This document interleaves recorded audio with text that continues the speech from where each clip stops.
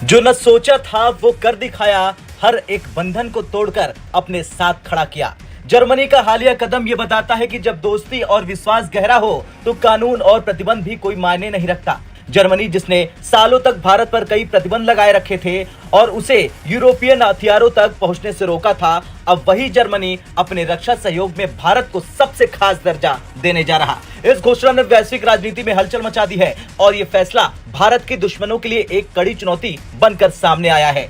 Germany की तरफ से भारत को विशेष दर्जा दिए जाने का यह ऐलान न केवल रक्षा क्षेत्र में बल्कि अंतर्राष्ट्रीय संबंधों में भी महत्वपूर्ण है। जर्मनी का यह निर्णय न केवल आर्थिक बल्कि सामरिक रूप से भी भारत के लिए बड़ा सहयोग है। ये पहली बार है जब जर्मनी ने किसी एशियाई देश को इस स्तर पर अपना रक्षा सहयोग देने का वादा किया है। ये विशेष दर्जा भारत की बढ़ती सैन्य ताकत और अंतर्राष्ट्रीय प्रभाव का परिचायक है, जो भारत को आत्मनिर्भर बनाने में एक मजबूत योगदान देगा। जर्मनी का इतिहास भारत के लिए हमेशा से ही कठोर रहा है। जर्मनी ने भारत पर अलग अलग समयों पर कई प्रकार के प्रतिबंध लगाए, विशेष रूप से हथियारों की बिक्री में। यूरोपीय यूनियन के कई देशों ने भी भारत को हथियारों की आपूर्ति के मामले में रोड़ा उत्पन्न किया, लेकिन जर्मनी के वर्तमान चांसलर ओलाफ शोल्ज के सत्ता में आने के बाद चीजें बदल गई। उन्होंने जर्मनी की नीति में बदलाव लाते हुए भारत को एक महत्वपूर्ण सहयोगी के रूप में मान्यता दे दी। जर्मनी द्वारा भारत को विशेष दर्जा देने के पीछे मुख्य कारण भारत की बढ़ती हुई सैन्य क्षमता, रणनीतिक स्थिति और विश्व राजनीति में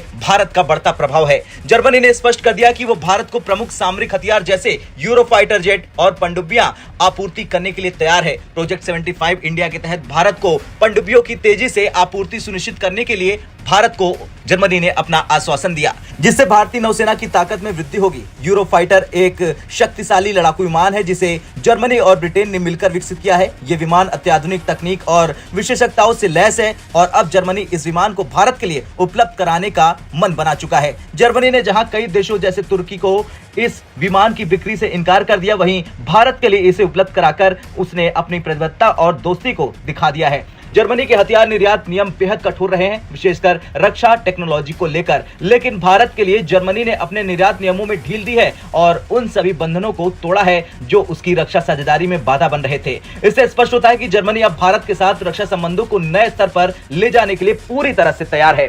खैर, जर्मनी का यह निर्णय भारत की सामरिक ताकत को और मजबूत करेगा और उसे अपने दुश्मनों से निपटने में मदद करेगा। जर्मनी ने भारत को वो विशेष दर्जा देकर एक नई मिसाल कायम की है, जो दुनिया के लिए ये संदेश है कि भारत को नजरअंदाज करना असंभव है। ये घोषणा भारत के दुश्मनों के लिए एक स्पष्ट संदेश है कि भारत को अब रोक पाना नामुमकिन है। आपका क्या कुछ कहना है? जिस तरीके से जर्मनी ने हथियारों के लिए भारत को विशेष दर्जा दिया है, उसे लेकर कमेंट कर जरूर बताएं।